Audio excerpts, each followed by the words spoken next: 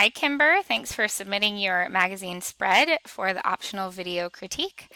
I'll just look it over for a few seconds and let you know anything I see that you can work on. One of the things that stands out to me at first is probably the second page. I think that the color of your actual text on this dark green background probably needs to be altered a bit. I would, if you love the dark green background, I would change this type to white.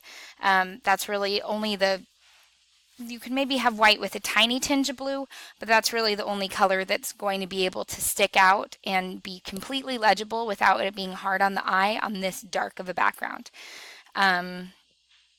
So I would probably change that. Your type is also pretty small, which is good. I like it in most cases when people make type a little smaller than they initially want to. It's just creating a little bit more of an issue with legibility on this page because of that. And so I would probably either increase it by 0.5 on the whole document,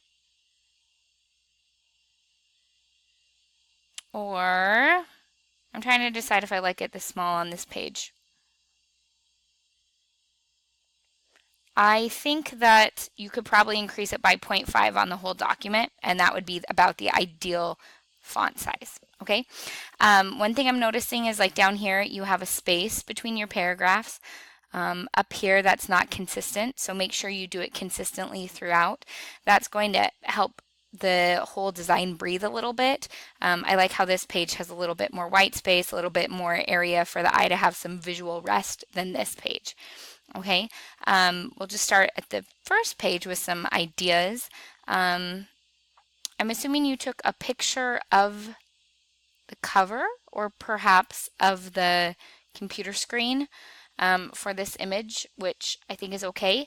I would decrease the size of this. This can be at least half as small, and make sure it's right aligned probably with the edge of your Y right here.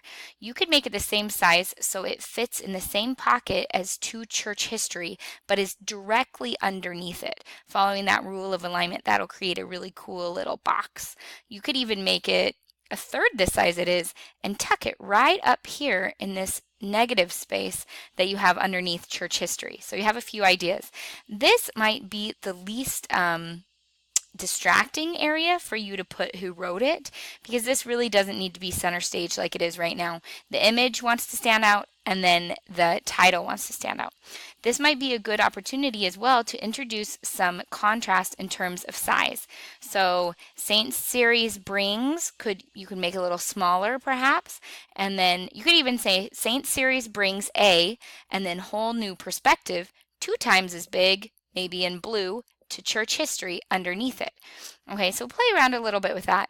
These are spaced the exact same amount, so I feel like you probably used one text box and typed it out and hit enter. If you put these in 3 text boxes, then you can move it so Saint Series brings is a little bit closer to church history is a little bit closer.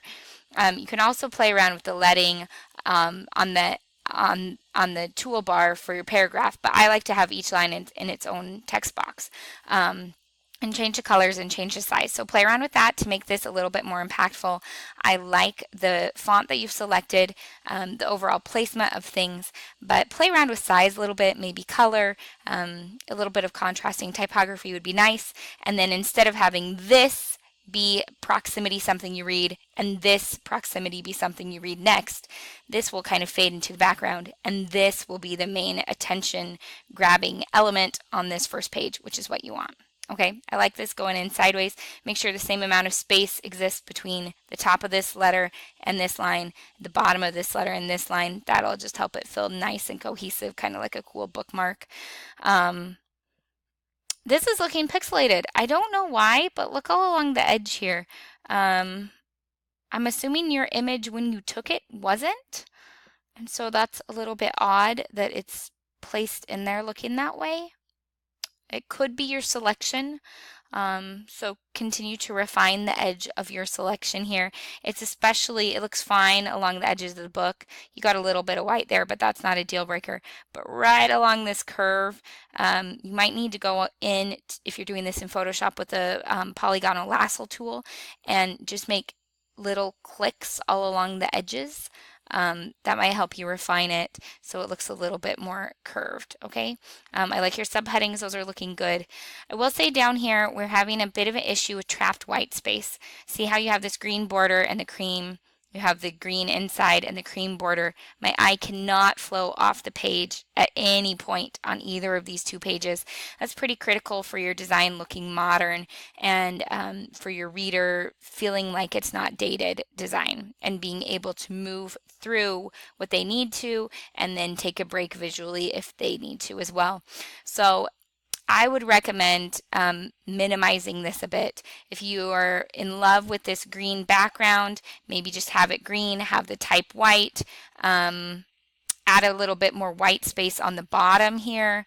You could make your margins, your columns a little bit more narrow as well to add some white space, but I would probably not make the choice to have this colored border and then this colored border on two pages because of that critical element of not trapping your white space.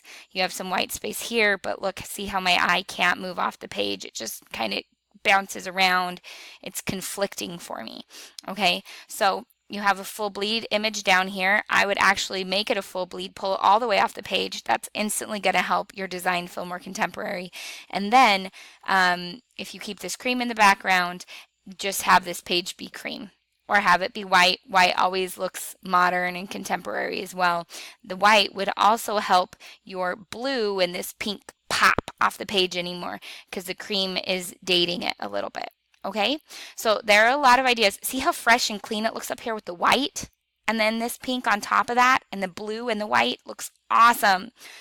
White, gray, and black go-tos for if you want to make your design feel fresh. All right, so hopefully those things will help take your design to the next level. Okay, after well, hit enter, because I think you have a little bit of, this looks like the spacing needs to move up a little bit. It's giving you a little bit of extra space between these two lines. Okay, so after the quotation mark, hit enter, and that should bump this line up a tiny bit. Okay, but you're meeting all their minimum requirements. It's looking good. I would just keep on working on white space, legibility, consistency, and contrast, but you're off to a great start. Okay, if you need to send me your second draft by email, I'd be happy to take a quick look at it and write you back with anything as you get making choices. Sometimes it's hard to know what choices to make next. All right, thanks, Kimber. Have a great day.